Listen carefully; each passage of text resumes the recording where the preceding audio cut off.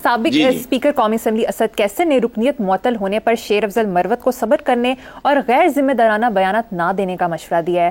آپ کوئی مشورہ دیں گے؟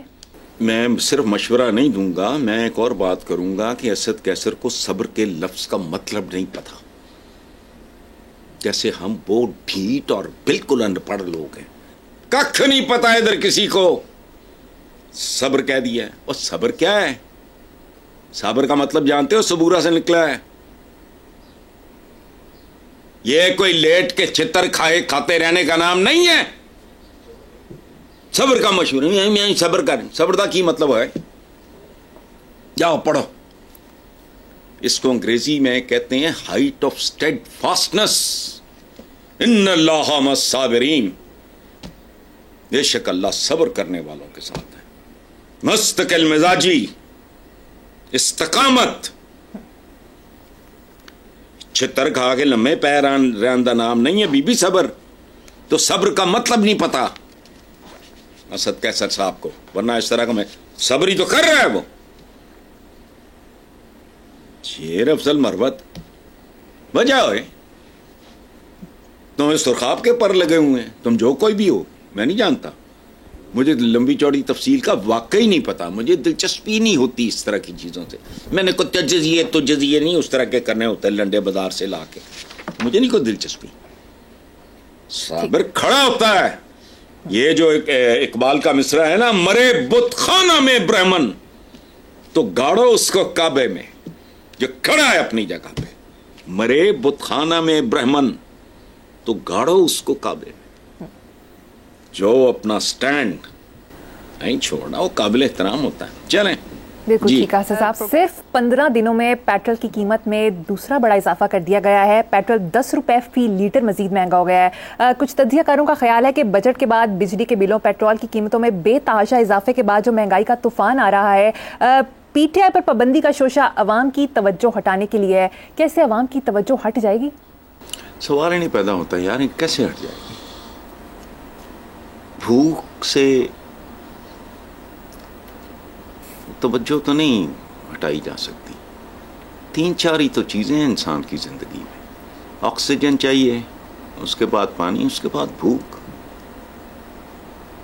اور بھوک بہت بھیانک چیز ہے، یہ یاد رکھنا. اس پہ ساحر کی شاعری پڑھو، تمہارے رونگٹے کھڑے ہو جائیں. یہ کہاں تک لے جاتی ہے، کیا کیا کچھ کروا دیتی ہے. تم بین کرنے کی بات کر رہے ہو، تم پوری کی پوری پی ٹی آئی کو سمندر میں غرق کر دو. بھوک سے توجہ کیسے ہٹے گی بھائی؟ اگر یہ سوچ کے انہوں نے کوئی شوشہ چھوڑا ہے تو اس سے بڑی جہالت، حماقت ہو ہی نہیں سکتی. بچے بھوک سے بلکتے دیکھ کے. اور بات سنو، یہ اگین میں کہتا ہوں ہمارے یہاں پیشہ ور لوگ ہیں، وہ ہر کام کی دکان کھول کے بیٹھ جاتے ہیں. ہمارے آقا نے پناہ مانگی کس سے؟ افلاس سے، غربت سے. مطلب اس کا کیا ہے سادہ زبان میں؟ بھوک سے. کیوں؟ یہ شرک تک لے جاتی ہے بے شک بھی. اس لیے یہ جو، اور ہمارے ہاں تو مہنگائی اور یہ جو اس کا دکھ ہے وہ اب جسموں سے گزر کے روحوں کے اندر اب نارمل ہو گئی. ایک عورت گھر کے حالات ایسے گشور ماردہ ہوئے گا، یہ کردہ ہوئے گا، وہ کردہ ہوئے گا، وہ اس طرح کی باتیں. تو اس نے 3 بچوں کو مارنے کی کوشش کی آج کے اخباروں میں. تو یہ مطلب کون کیا ہو؟ تو بھوکے گھسی پٹی باتیں ہیں. دیکھو چاند کتنا خوبصورت ہے. انہیں کیا بالکل روٹی کی طرح ہے. چاند اس کو روٹی کی طرح لگ رہا ہے چونکہ اس کو بھوک لگی ہے بھائی. اس لیے یہ چھوڑو. ٹھیک. حسن صاحب، دوسری طرف سینئر اداکار و ہدایت کار عثمان پیر زادہ نے بھی کہہ دیا ہے کہ اتنا خوفناک بل آیا ہے کہ ہو سکتا ہے کہ بجلی کٹوانی پڑے. میں نے بھی پڑھا اور مجھے دکھ ہوا ہے. یہ دونوں میاں بیوی میرے دوست ہیں اور آج سے نہیں ہیں، برس سے. تو انہوں نے بڑی محنت کی. اور کمال دیکھو، پچھلے دنوں ارشد محمود یا راشد محمود نے کہا تھا کہ اس بل سے بہتر ہے مجھے موت آ جائے. اس کے حالات کا تو مجھے اندازہ نہیں ہے، حالانکہ اس کے ساتھ بھی میری سلام دعا رہی ہے ایک زمانے میں، بہت mid 70s لیٹ 70s. عثمان اور سمینہ کو تو میں جانتا ہوں، یہ تو متمول لوگ ہیں. I was shocked.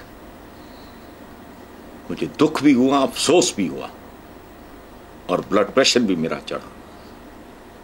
کس کے بارے میں بات کر رہے ہو؟ ایک متمول کمفرٹیبل آدمی، میں یہ نہیں کہہ رہا کہ بہت ایفلوئنٹ یا کو رچ، بڑا کمفرٹیبل، ساری فیملی ساری ہے. اور تو میں ایک بات بتاؤں، لوگوں کو نہیں پتا ہوگی، سچی بات ہے.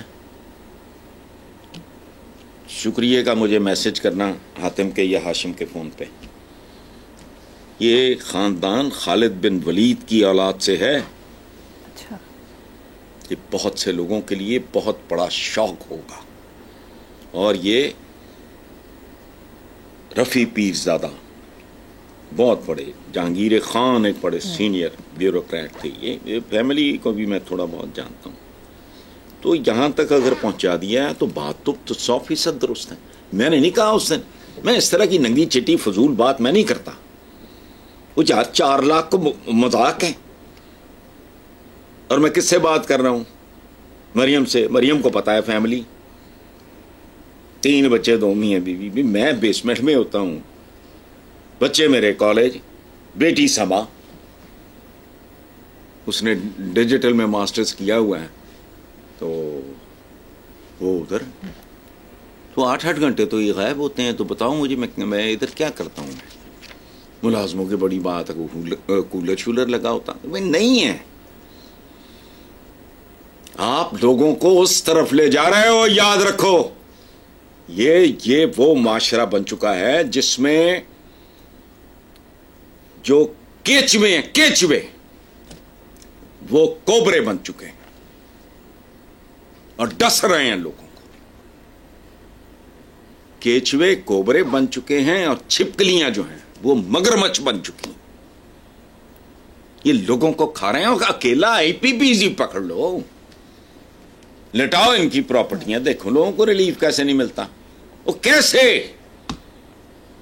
پرویز مشرف صاحب بہت اعلیٰ آدمی تھے. وہ کہہ رہے ہیں کہ 1 سینٹ بڑھا دو تو 1 ارب روپیہ لے لو. تو انہوں نے سینٹا دے پتہ نہیں کی بار لاتے، یا کون لے کے آیا تھا ان کو، کن ٹرمز میں لے کے آیا تھا. بناتے ہیں نہیں بناتے ہیں، جن کا اس سے تعلق نہیں ہے وہ بھی انہی کی طرح چارج کر رہے ہیں. کو خدا کا خوف کریں گے، پتہ نہیں کب بند ٹوٹے گا. ٹھیک ہے حسن صاحب، مجھے یہاں پر ایک چھوٹی سی بریک لینی ہے. دیکھتے رہیے black and white. Welcome back. Hasan صاحب، سابق نگران وفاقی وزیر ڈاکٹر گوہر اعجاز نے انکشافات کیے ہیں کہ ہر صارف IPP سے بددیانت معاہدوں کی وجہ سے فی یونٹ 24 روپے اضافی دینے پر مجبور ہے. ان کا کہنا تھا کہ یہ قومی المیہ نہیں تو اور کیا ہے. ان معاہدوں کی وجہ سے پاکستان کے 24 کروڑ لوگوں سے سالانہ 2000 ارب روپے کی ادائیگیاں وصول کی گئی ہیں. بجلی کے نرخوں سے انڈسٹری چل سکتی ہے، نہ گھریلو صارفین بل دے سکتے ہیں. ذمہ دار کون ہے؟ قوم کو بتایا جائے. یہ وہی صاحب ہے نا، ریئلٹر یا انڈسٹریلسٹ یا جو کیئر ٹیکر میں تھے. جی. If he is the same man. جی وہی ہیں. پڑھا لکھا آدمی ہے، ایکسپوجر والا بندہ ہے، ایکسپیرینسڈ آدمی ہے، سیزنڈ آدمی ہے، ذمہ دار آدمی ہے. تو اس نے ننگا کر دیا سب کچھ. یہ ابھی میں کیا بول رہا تھا، آپ نے گوہر اعجاز کا حوالہ دیا ہے، کریڈیبل آدمی ہے. 24 کروڑ لوگوں سے سالانہ 2000 ارب روپے کی وصولیاں. یار کو خدا کا خوف کرو، تاتاری ہیں یہ. اور غصہ مجھے اس بات پہ چڑھتا ہے کہ اس طرف آئی کوئی نہیں رہا کہ who has done what، کون کیا کر گیا. لاش پڑی ہے، اس کا کوئی والی وارث نہیں. تو 100% یہ گوہر اعجاز نے جو بات کی ہے، خدا کی پناہ یار، اتنا ظلم. مطلب فی یونٹ 24 روپے، پانی بند، بجلی بند. دیکھو بات سنو، کچھ چیزیں آج سے 200-400 سال پہلے، 100 سال پہلے جو ان کی کوئی اوقات نہیں تھی. اب یہ زندگی کا سیل فون، میں کڑتا ہوں لوگوں کو ہاتھ میں دیکھ کے، پاؤں میں چھتر ٹوٹے ہوتے ہیں، بسیدہ کپڑے ہوتے ہیں، ہیلو ہیلو کرتی جا رہی ہوتی ہے میڈ ٹائپ. لیکن پھر میں سوچتا ہوں کہ یار یہ زندگی ہے. گیس کے چولہے آپ کے ہمارے کو دادوں پردادوں نے دیکھے تھے. پاکستان بننے کے بعد بات کی پیداوار ہے. اب بجلی ہو گئی, گیس ہو گئی, اس طرح کی جو بنیادی یہ سیل فون یہ اب یہ پارٹ آف لائف ہے. جیسے آپ کی بنیادی ضروریات زندگی ہیں, یہ اس لسٹ میں شامل ہو چکے ہیں. اور جھوٹ بولنے کے لیے کہہ دو کہ بھی ہم پتہ کر رہے ہیں آئی پی پی اس کو ایسی کی تیسی ان کی. پورا ملک پتہ نہیں, یہاں کوئی آرگنائز کرنے والا بھی نہیں ہے. سیاستدان ہے, اقتدار کی لڑنے, ایسی بات نہیں ہے. کہو کٹھے حلف اٹھائیں گے بتی بند, پھاڑ میں جاؤ, چراغ جلا لیں گے. کوئی ری ایکشن نہیں, کوئی گل نہیں, کوئی بات نہیں. ساڑھے کو تو کنین چنگے, اچھی بات ہے. کتنے بہرحال کہنے والا بندہ سابق وزیر, وہ ایک ذمہ دار آدمی, ایک سکسیسفل کاروباری, ایک پڑھا لکھا بندہ. وزیر ہونا کوئی کوالیفیکیشن نہیں. آپ نے, میں اس لیے پڑھ دیا کہ آپ نے لکھا سابق نگران وزیر کی ہوں. اور بات سنو, اپنے بچوں سے پوچھو 20-30 سال پہلے کے تو کسی کو نام بھی نہیں پتا. یاد رکھنا, انٹرویوز میں ایسے ایسے جواب دیتے ہیں بندے کے رونگٹے کھڑے ہو جائیں. ٹھیک ہے حسن صاحب, نیکسٹ خبر پہ چلتے ہیں. سابق نون لیگی سینیٹر آصف کرمانی نے کہا ہے کہ عوام نے نون لیگ کو ووٹ نہیں دیا. پی ٹی آئی سب سے بڑی جماعت ہے, نون لیگ کو یہ حکومت نہیں لینی چاہیے تھی. حکومت نے عوام کو بجلی کی ننگی تاروں کے جھٹکے دیے, 4 روپے روٹی سستی کر کے 4000 کا ٹیکس ٹھوک دیا. آصف کرمانی صاحب نے اپنا حصہ ڈال دیا. اس میں سے کون سی بات ہے جو اس بندے نے غلط کی ہے, اور وہ تو بندہ بھی ان کا ہے. تو کوئی بات نہیں ہے. بجلی کے ننگی تاروں سے جھٹکے نہیں ہیں. کرتے کیا ہیں یہ ٹارچر کا ایک طریقہ ہے, کرنٹ مارنا. تو ختم ہے, 4 روپے روٹی سستی, 4000 کا ٹیکس ٹھوک دیا. اور کیا فراڈ در فراڈ ہو رہا ہے. پروگرام کا وقت ختم ہو گیا. اسی نوٹ پر اپنے ناظرین سے اجازت چاہیں گے. آپ سے ملاقات ہوگی انشاءاللہ کل. اللہ حافظ.